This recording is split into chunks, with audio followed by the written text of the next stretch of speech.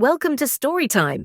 முன்னொரு காலத்திலே இயேசுவின் சீஷர்களாகிய பேதுருவும் யோவானும் ஒரு நாள் தேவாலயத்துக்குப் போனார்கள்.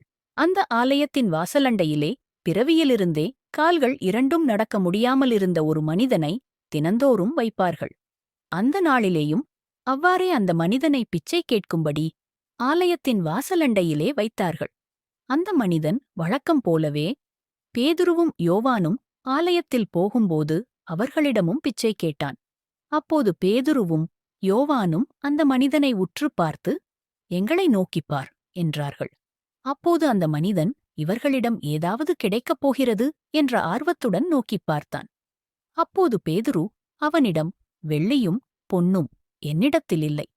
என்னிடத்திலுள்ளதை உனக்குத் தருகிறேன். இயேசு கிறிஸ்துவின் நாமத்தினாலே நீ எழுந்து நட என்று சொல்லி வலதுகையினால் அவனைப் பிடித்துத் தூக்கிவிட்டார். உடனே அவன் நின்று குதித்து தேவனைத் துதித்துக் கொண்டு அவர்களுடனே கூட தேவாலயத்திற்குள் பிரவேசித்தான். என்ன ஒரு சந்தோஷமான நிகழ்வு! ஆம், அன்பு நண்பர்களே, நம் வாழ்வில் எந்த முடியாத நேரங்களிலும் இல்லாத நேரங்களிலும் ஒரு நம்பிக்கை நமக்கு உண்டு. அதுதான் இயேசுவின் நாமம், அற்புதங்களை நம் வாழ்வில் செய்யும் நாமம்.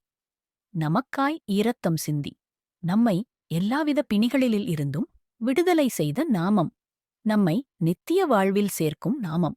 அந்த இயேசுவின் நாமத்தை நாமும் விசுவாசிப்போம், மற்றவர்களும் அவரை அறிந்து கொள்ள செய்வோம். ஆமென். Thank you for watching. Subscribe.